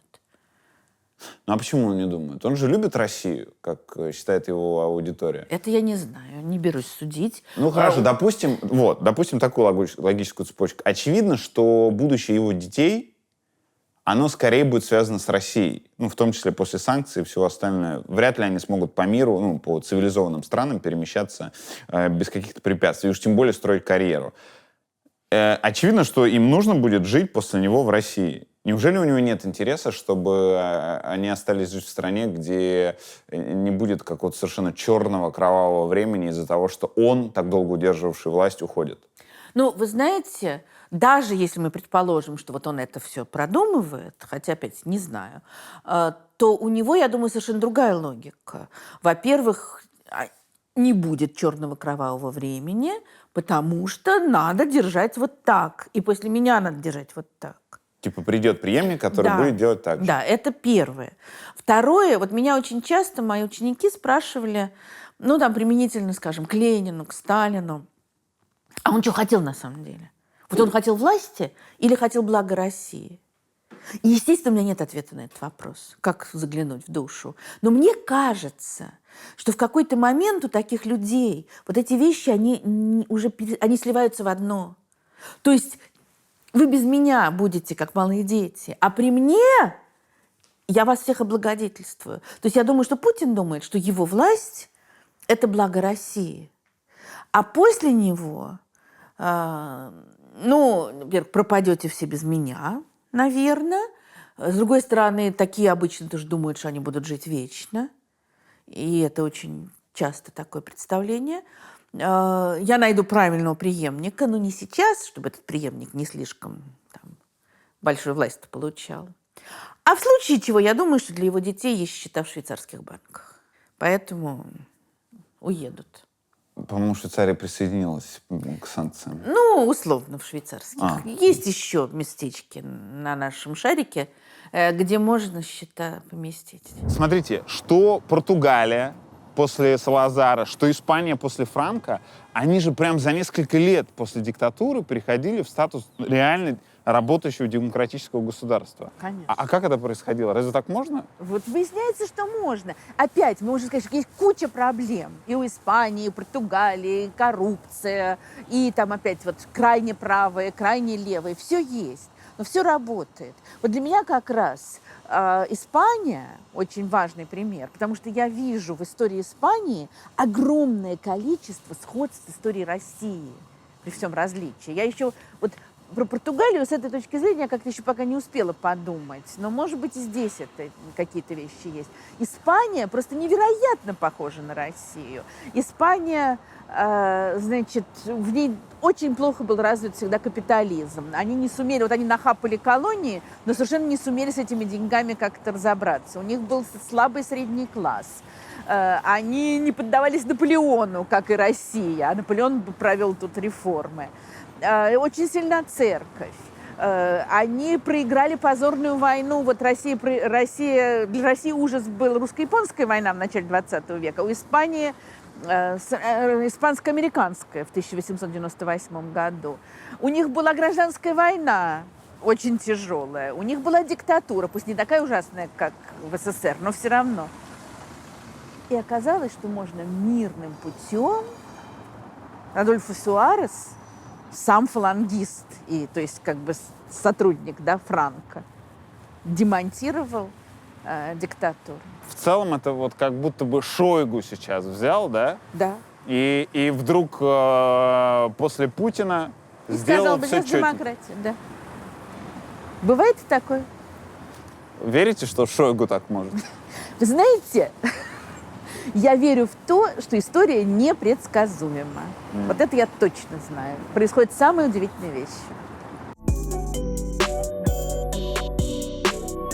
Как вы думаете, когда вы вернетесь в Россию? Когда сменится режим и закончится война. Или наоборот, когда закончится война и сменится режим.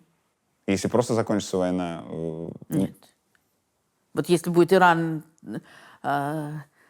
среднее между Ираном и Туркменией, нет, мне там нечего делать. Те ученики, которые не уехали, консультируются у вас по поводу того, что им делать?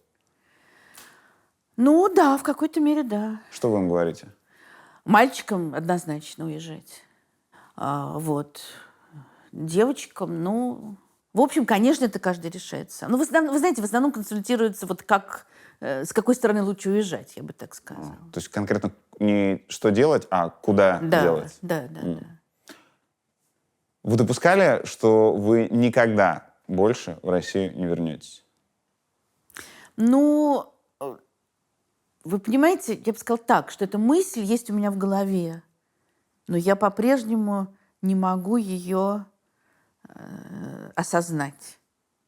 Я ловлю себя на мысли о том, что надо бы портвейн купить, раз уж я в Португалии, домой отвезти. Или вот что-нибудь в этом роде. Цветочки у меня на балконе стоят. Но мамина сиделка их поливает. Ну, думаю, да, как-то там.